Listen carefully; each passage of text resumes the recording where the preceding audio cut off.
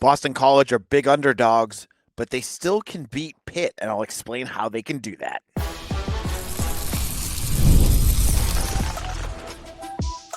You are Locked On Boston College, your daily podcast on the Boston College Eagles. Part of the Locked On Podcast Network, your team every day. Hello, everyone, and welcome. This is Locked On Boston College, your team every day. I'm your host, AJ Black of Eagle Insider, part of the 247 Network. I've been covering Boston College for over a decade. If you're looking for the Boston College news, analysis, and details that you want, you're in the right place. Locked On Boston College is a free daily Boston College podcast on YouTube or wherever you get your podcasts. Today's episode is brought to you by FanDuel. Make every moment more with FanDuel. Right now, new customers can bet just $5, and if your bet wins, you'll get $300 in bonus bets to use across the app. Download the app today. On today's show, TREY BEAMER, biggest recruit BC could possibly be attacking in the basketball world. Can they land him? I'll explain where things stand with him. How BC's offense should roll out against a stout Panther defense, and what's dive in. BC and Pitt. How are things lining up here? So we've talked about this already numerous times. BC is, they've lost 3 games in a row. Things have not started off well for the Eagles, and they opened on FanDuel at 6.5-point underdogs. The line has moved to 6-point underdogs, which half a point, who cares, right? But I think BC still has a chance in this game because there's a few things about Pitt we all should know about before we get into details with Mitch Wolf later on this week. First of all, the name that you're going to want to know about and you're going to hear all about on noon on Saturday is Kyle Lewis, their linebacker. This kid has the potential to be an All-American this year. The best linebacker you've played, which, given some of the issues DYLAN LONERGAN had against throwing in the middle in the last couple of games, is scary. He threw an interception to Stanford's linebacker, and he threw one to Cal's linebacker in the last 2 weeks. And those guys are nothing compared to what Kyle Lewis can do. So that's one piece I think worries me about this upcoming game. Other piece, their quarterback room is not as solidified as you may think. Now, Eli Holstein did not play against BC last year. He was hurt. They rolled out their backup, and BC rolled all over him. Holstein's back, but he is not the quarterback that you would have seen at the beginning of last year. He had his moments the last year where he looked like a really good quarterback. Like, they got that new offensive coordinator in. You're feeling good about things. Well, this year, he's been making a lot of mistakes. He threw 3 interceptions against Louisville and got benched. But he's going to be a quarterback. And if you heard Pat Narduzzi's comment, it felt kind of lukewarm. They were saying, oh, he's our quarterback right now. That sounds like kind of like, well, if he screws up again, we're going to bench him. So there's a little bit of uneasiness in their passing offense for Pitt right now. I think that's an important piece to say. Additionally, their left guard is hurt. He's out for the season. Their offensive line has been bad, and it's about to get worse. So that's another piece to think about. BC's defensive line has been bad. Let's call it what it is. They're going to go against a unit that is also struggling. Which group is going to have a better game? We'll have to wait to see what's going on there. Additionally, we don't know if Desmond Reed, their running back, is going to play. Now, Reed played, I believe he played against BC last year. And I'm pulling up his stats right now. When he played against BC, he didn't play against BC last year either. So, yeah, when Pitt played BC last year, they were down their quarterback and running back. There's a potential he doesn't play in this game either. He sounds like he's going to be a game-time decision. So, Pitt is not in the greatest of space. That being said, they still are winning. They have, they were right at the edge with Louisville just this last week. So it's not like they're a bad team. They're 2-2. They are averaging 39 points per game, which is kind of skewed because they scored 61 against Duquesne and 45 against Central Michigan. So they can score points, but they've also struggled. They lost to a bad West Virginia team and held on, but still lost to Louisville. This game, I'm going to do a post on it on Eagle Insider tomorrow or Thursday about the history of Pitt recently, because it's been a funky, weird series for BC. Now, last year, BC kind of just rolled all over them, so there wasn't really much there. But you have the game in 2019 where Steve Addazio gets fired after beating them to make BC bowl eligible. They had that big game where A.J. Dillon ran all over them, and then Martin Jarman fired him the next day. You have, 2 years ago, you have Kari Johnson with the film version of what targeting looks like, where he just launched himself into somebody and gets ejected. Castellanos craps himself. BC loses that game. There's that one. You have the game in the empty stadium in 2020 where BC had Phil Djokovic at quarterback. I believe that was the game he bashed his face mask in, and it was all bashed in, and then BC ends up winning in overtime on a field goal. Or it was some kicking in the extra point. Maybe it was the missed extra point. I forget which one it was, but it was one of the two. So it's been a really funky series, and maybe it'll get funky this weekend. Pitt's showed to be the better team right now. BC is struggling.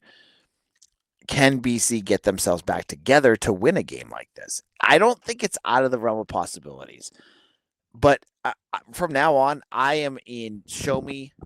I need to see it before I believe it, because I've talked about how positive I think things are going, and then they continue to rip my heart out.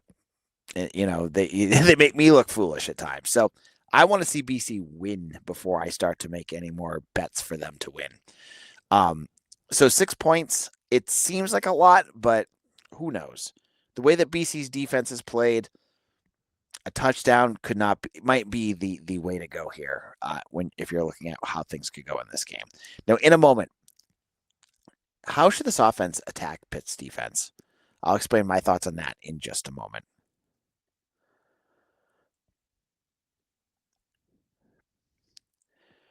Mazda crafts cars for those who do more than simply move. Mazda delivers confidence with every ride, with more IIHS Top Safety Pick Plus awards than anyone else as of August 2025. From footwork to breathwork, athletes sweat all the details, and Mazda brings the same intention to how we craft every model. You can make everyday drives feel like anything but, from smooth handling to intuitive controls. With all-wheel standard drive in every crossover SUV, you can drive with confidence through almost any season. Like our players, we sweat every detail, because when we make every move count, impossible becomes irrelevant. Mazda, move and be moved. Most people can't name all their financial accounts or even what they're worth, whether it's 401ks, properties, or investments. And when you don't have the full picture, you can end up leaving money on the table. That's why there is Monarch Money. It's an all-in-one personal finance tool that brings your entire financial life together in one clean, easy-to-use interface on your laptop or phone. Monarch is built for people with busy lives. If you put off organizing your finances, Monarch is here for you. Monarch does the heavy lifting for you. You can link all your accounts in minutes, see clear data visuals, get smart characterizations of your spending, and finally feel in control of your money without ever touching a spreadsheet. I told you guys, I love to go out to eat with my wife, and I think sometimes we spend too much when we do this.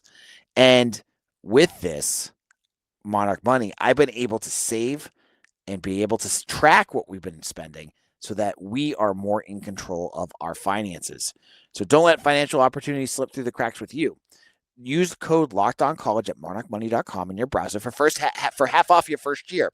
That's 50% off your first year at monarchmoney.com with code LOCKEDONCollege.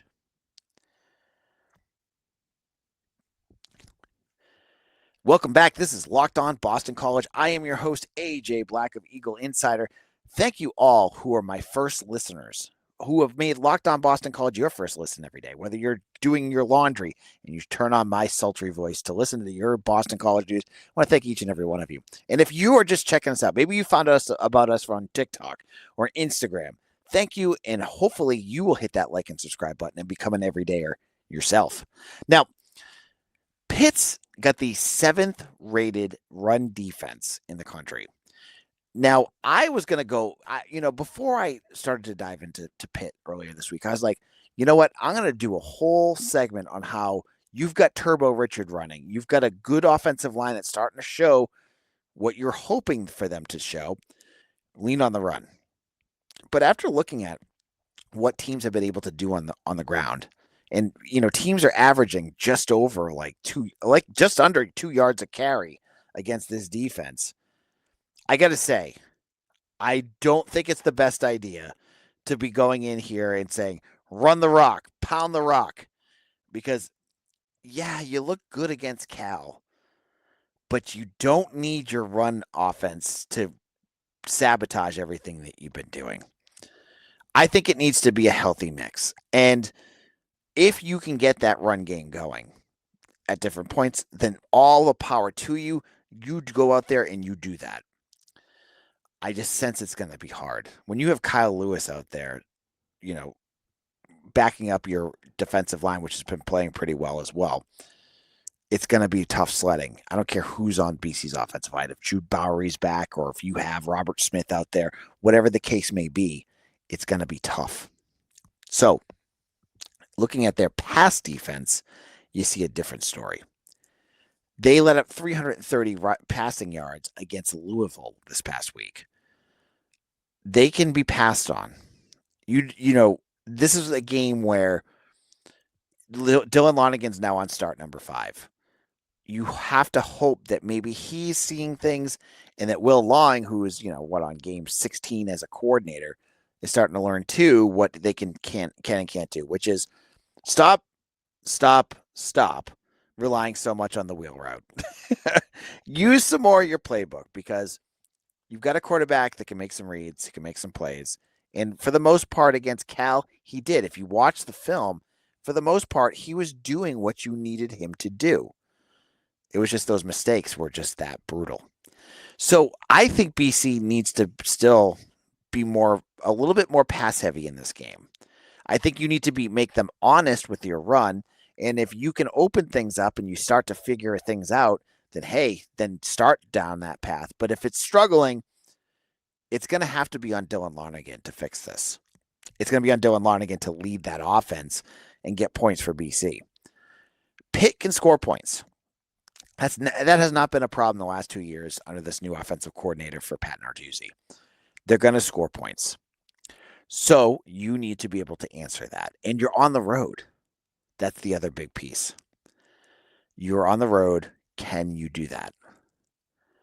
I would love to see Lonergan be able to move the ball effectively a little further down the field than he has been. I feel like he's been keeping it safe. I think that's the best way to describe how this offense has felt the last couple of weeks. Is it's more on what's safe than what is there. There's many passes, if you were watching some of that film, that he's missing guys that are wide open. He's not seeing them. But again, it's his 4th college start. He's going to watch it with John DiBiaso and Will Long and Bill O'Brien, and they're going to teach him. That's what they're there for. So hopefully that gets better. If that happens, he can get out there and he can probably find some good offense against this Pitt defense and some good, passes to make. I'm not sure how the run game is going to look. If Pitt really clamps down on the run, you're going to have Lonergan have a better game than he's had in the last couple of weeks. He's going to have to show what we saw against Michigan State against Pitt. And I'm a little worried about that. That being said, this is a game I still, if they can clean things up, clean up a few missed tackles, and they actually have been cleaning up the missed tackles. If they can clean up the penalties were brutal, then they might be in a better spot. That's going to be the big key here. can they not, more than the offense, the defense, and how they perform, it's those mistakes. Bill O'Brien said it on Tuesday. We made 5 or 6 mistakes over these last 3 games that made us the difference between 4-0 and 1-3. And there's a lot of truth to that. If Reed Harris catches that ball last week, if Turbo Richard doesn't fumble on the one, if Dwayne Alec doesn't miss that snap, we're talking about a whole different season, but you still lost. You can't make excuses, but you can point out that those mistakes are the things that have made you where you are right now. And that is the truth. It's not an excuse. So I think BC needs to pass the ball more. I think they're going to need to be more heavy on the pass. And they need to be more diverse with what they're doing, because just running that, the mesh in the spot packages is not enough. You got to be able to be able to catch the defense when they start honing in on that. And they did not do that against Cal. Now, in our final segment, I want to tell you a little bit about recruiting for basketball, because BC might be on the brink of getting the biggest recruit they've landed in the last 10 years. I'll explain who that is in just a moment.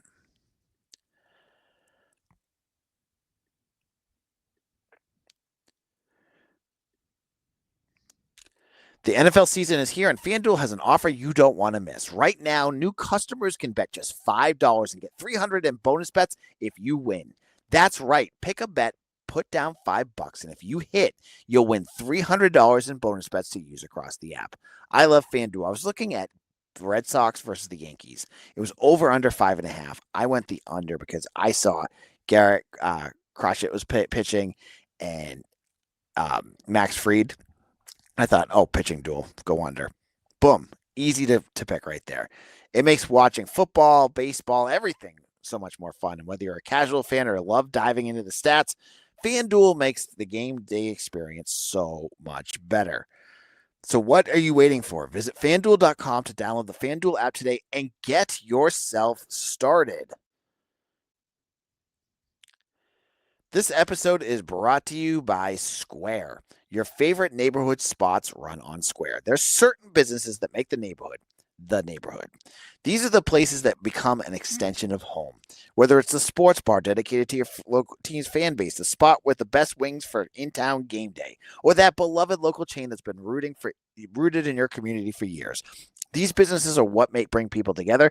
When neighborhood businesses thrive, the whole neighborhood thrives. I love the Shake Shack near BC. And look, I want to get myself a burger. I want to get myself a chocolate shake, and I know exactly where to go. And that is the Shake Shack, and they are part of Square.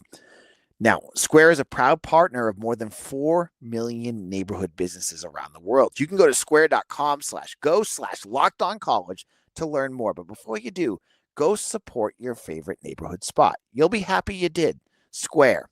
See you in the neighborhood.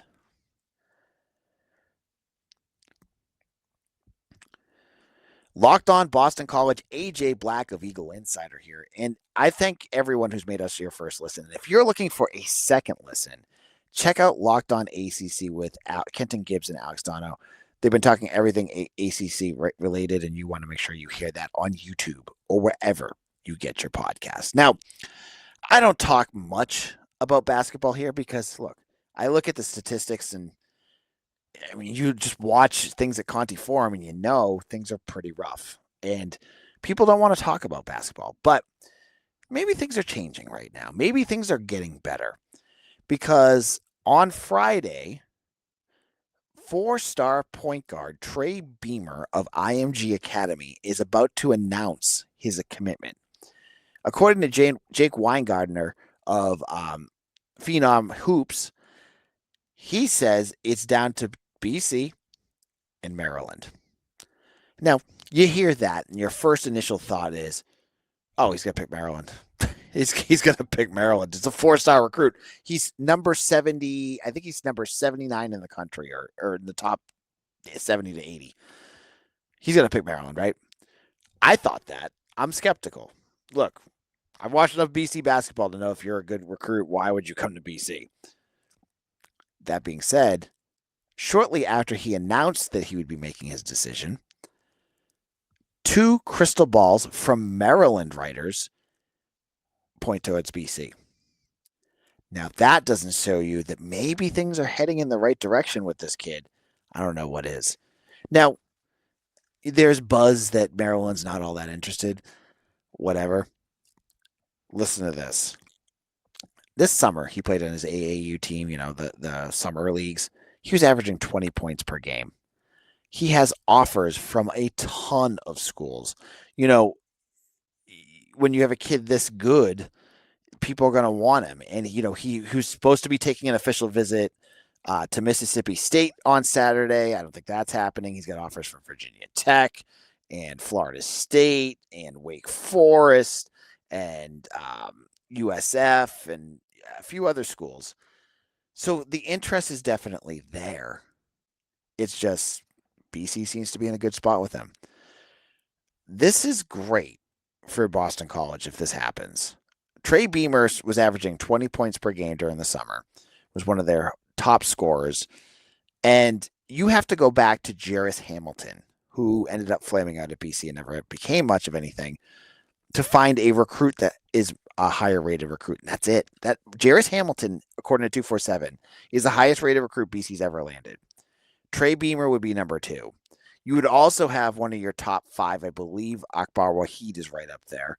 And you've done a nice job of bringing in some recruits and hopefully to coach them up. So this is exciting.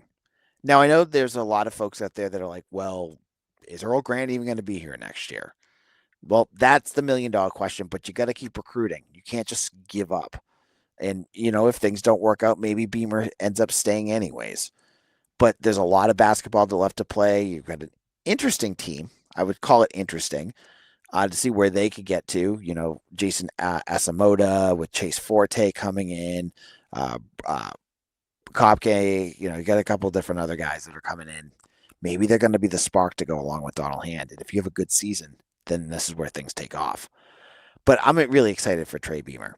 I think this is, 2 crystal balls. I don't have huge connections in the college basketball recruiting world, but I do talk to other writers, and it seems like BC's in pretty good shape here.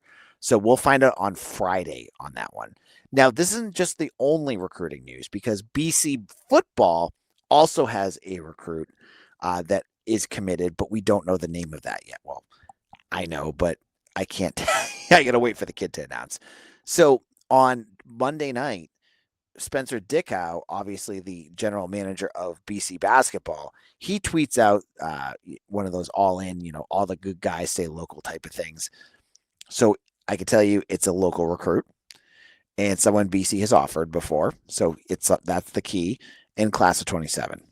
I can't give you the name, but we will also find that one out on Friday. So here's the deal. We're going to have some new news on Friday.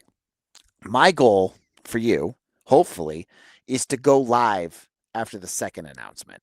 So I can go live on both commitments, especially if Beamer is at BC. So I'm going to do some more live stuff because you guys seem to love me going live. I don't know what that is, but I get tons more views and I would love to get more of you guys on those. So we'll be going live on Friday at some point. We'll also go live on Saturday after the game. I'm loving this. I'm loving all you guys really supporting Locked On BC. So there's all that. And then, hey, you know what? I don't talk about the women's basketball team all that much, but I want to let you know, too, that BC women's basketball just landed a recruit, too. Kinley Asp of Colorado Springs, Colorado. She's one of the best players in the state of Colorado. She's, I think, a 5'11" point guard. So this is a nice get for Joanna McNamee and adds another addition to that team. So good on them for that one. Thank you for following along. You can follow along with me on Twitter at AJBlack247. I'm on Blue Sky, Threads, Facebook, Instagram, and TikTok. And check out our YouTube page. If you've not done so already, hit that subscribe button. Again, I go live on YouTube sometimes. And if you're not a subscriber on there, it's completely free. You can get there as well. And I'll see you guys again tomorrow for another episode of Locked On Boston College, your team every day.